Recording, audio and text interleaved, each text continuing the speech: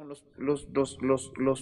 los mismos integrantes del gabinete, ustedes como comunicadores, los medios que ustedes tienen, podemos hacer un cambio en la mentalidad de la población mexicana. Lo que ha hecho Andrés Manuel es verdaderamente encomiástico en cuanto a la politización del pueblo, ¿no? Si algo tenía el pueblo mexicano es que era apolítico porque era acrítico, porque era apático, porque los gobiernos anteriores lo único que hicieron fue sembrar una apatía absoluta y terrible, mortífera, somnífera para el pueblo mexicano. Decíamos políticos, ay, todos son igual y no va a cambiar nada.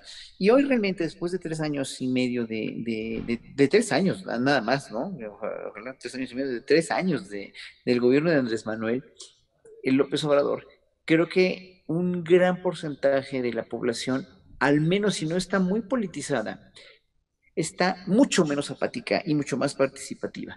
Y es lo que la derecha teme, obviamente. Es por eso que estaba yo leyendo tweets como los de Chumel Torres, por ejemplo, en contra de Citlali Hernández, etcétera, etcétera. O sea, bueno, son miles de etcéteras que ya no saben ni cómo dar patadas de ahogado, porque finalmente la gente consciente y sensible, con una sensibilidad patriótica, política, ética y hasta filosófica, consideramos que la consulta popular es no otra cosa más que una reivindicación de nosotros mismos como pueblo mexicano. Es decir, no es nada más, no es lo que vaya a resultar de la consulta, no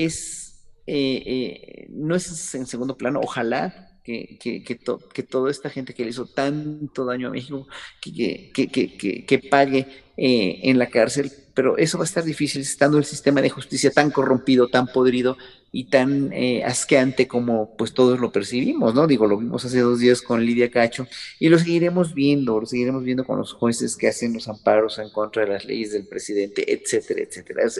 Obviamente somos rehenes de un sistema de justicia que el mismo presidente lo dice a diario en la mañanera, pues tiene que cambiar. Pero aquí la reivindicación de nosotros como ciudadanos, como país, como nación, como República Mexicana, además, ¿no? Con los estados, va a ser que precisamente hagamos de esa consulta un hito histórico en el país, un hito histórico que finalmente lo que va a propiciar no es mayor repudio del que tienen ya en la Vox Populi, ¿no? Porque si algo tienen estos personajes, no nada más los presidentes, digo yo, o sea, cada día nos enteramos de funcionarios de medio pelo que hacían verdaderamente unas cosas atroces en cuestión de corrupción, en cuestión de dar órdenes para matar, en cuestión pues, de crimen. Eran en muchos sentidos, muchos de ellos, no todos. Además, tengo que decir que no hay que generalizar, porque hubo gente, gente que estuvo trabajando de mucha valía. Bueno, un ejemplo es Santiago Nieto, ¿no? En el sexenio pasado. Pero y hubo gente dentro de todos los rubros que estuvo trabajando lo más honesto que pudo y que muchos renunciaron porque no podían más contra la corrupción. Lo vimos en muchos ejemplos, que no voy a decir aquí porque no me vienen tan rápido a la mente, pero el grueso de los gobiernos de México, aparte de que a México lo despojaron de todas sus riquezas desde la conquista, cosa que tampoco quieren reconocer, ¿no? A México lo despojaron tanto, pero más aún desde el neoliberalismo, como sabemos, ¿no?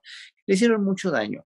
Y precisamente en la Vox Populi, como decía, todos estos personajes y los que más mal hicieron al país están ya en verdad quemadísimos, están denostadísimos, están total y absolutamente vituperados, vilipendiados por el pueblo mexicano, ¿no?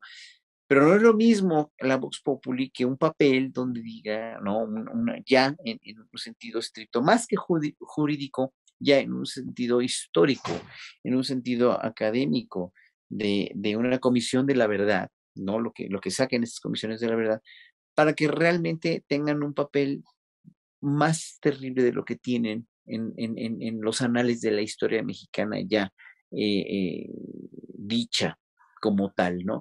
Y eso nos va a hacer más justicia que verlos en la cárcel, tal vez, porque el verlos en la cárcel tal vez en un momento dado lo puedan incluso evitar o ya no, ya prescribieron sus delitos o lo que sea, ¿no? O si meten a un enfermo mental a la cárcel como Vicente Fox, pues van a decir los jueces que pobrecito está enfermo de la mente y que lo van a tener que sacar porque pues a purgar su pena en su rancho en Guanajuato, ¿verdad? Así que obviamente no esperemos tanto de la consulta. El pueblo mexicano tiene una sed de venganza, sí, o de justicia más que de venganza. Yo creo que yo lo quisiera poner como yo lo siento, justicia simplemente, pero tiene que ser una justicia histórica para nosotros como pueblo, para nosotros como nación y para nosotros como conjunto de personas que estamos o que debemos estar más unidos que nunca en este sentido. O sea, aquel, llámese Chumel Torres, llámese López Dóriga, llámese como se llame, de cualquiera o cualquier gente que esté en la oposición